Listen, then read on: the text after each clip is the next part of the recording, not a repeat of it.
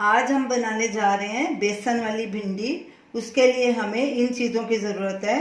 3 tablespoon oil, 250 ग्राम भिंडी। इसको हमने अच्छे से वॉश कर लिया और अच्छे से सुखा लिया इसको। ये भिंडी बिल्कुल भी गीली नहीं होनी चाहिए। एक भिंडी मैंने रख ली है, आपको काट के बताऊंगी। इसको ऐसे ऊपर से काटना है और ऐसे नीचे से भी थोड़ा सा काटना है, फिर बीच में ऐसे कट लगाना है। तो ऐसे ही मैंने सारी भिंडी काट के रख ली है। जब भी आप मार्केट से आप भिंडी लें तो उसको ऐसे पीछे से तोड़ के ऐसे चेक करके लें। जो आसानी से ऐसे टूट जाए तो समझिए वो भिंडी ताज़ी है, जो नहीं टूटे तो वो अंदर से पकी हुई है।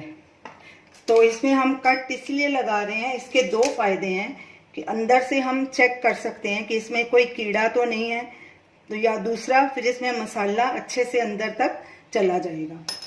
बेसन 2 टेबलस्पून, 1 नींबू का रस, आधा टीस्पून गरम मसाला, आधा टीस्पून हल्दी पाउडर, 1 टीस्पून नमक या स्वाद अनुसार, भुना हुआ पिसा जीरा आधा टीस्पून, धनिया पाउडर 2 टीस्पून, मिर्ची पाउडर 1 टीस्पून। तो चलिए भिंडी बनाना शुरू करते हैं। पैन को हमने लो हीट पे रख दिया। अब इसमें हम ऑयल डालेंगे, तकरीबन 3 टेबलस्पून। ऑयल को गर्म होने देंगे। गैस अब हम मीडियम पे कर देंगे। तेल गर्म हो चुका है। अब इसमें हम भिंडी डाल देंगे और इसको पहले हम 5 मिनट ऐसे ही फ्राई करेंगे, मीडियम और फुल के बीच में। भिंडी बिल्कुल भी गीली नहीं होनी चाहिए, नहीं तो ये चिपकी सी बनेगी। इसको पूरी तरह से सुखाना है और इसको तकरीबन 5 मिनट हम पकाएंगे, ऐसे फ्राई करेंगे। भिंडी को लगातार स्टर करते रहना है ताकि ये नीचे नहीं लगे और सब तरफ से अच्छे से फ्राई हो जाए। भिंडी को फ्राई करते 5 मिनट हो गए हैं। अब गैस सिम पे कर देंगे और इसमें बेसन डालेंगे और इसको 15 सेकंड के लिए मिक्स करेंगे अच्छे से। अब साथ में ये सब मसाले भी डाल देंगे, धनिया पाउडर, गरम मसाला, नमक, मिर्ची पाउडर,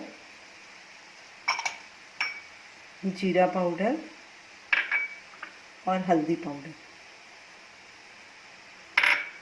अच्छे से मिक्स करेंगे और इसको तब तक पकाएंगे जब तक भिंडी थोड़ी अच्छे से पक नहीं जाती और नरम नहीं हो जाती। इसको ऐसे ही खड़े खड़े रखना है भिंडी को, बेसन भी अच्छे से पक जाएगा। कड़छी लगातार आहिस्ता आहिस्ता चलानी है। अब इसमें नींबू का रस भी डाल देते हैं।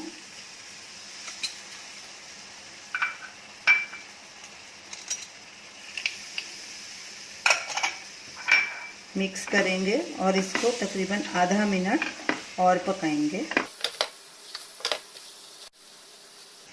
भिंडी को पकने के बाद 5 मिनट के बाद हमने नींबू का रस डाला था। भिंडी हमारी तैयार हो गई। अब गैस करेंगे बंद और इसको एक बोल में ट्रांसफ़र करेंगे। तो ये रही हमारी आज की रेसिपी, बेसन वाली भिंडी।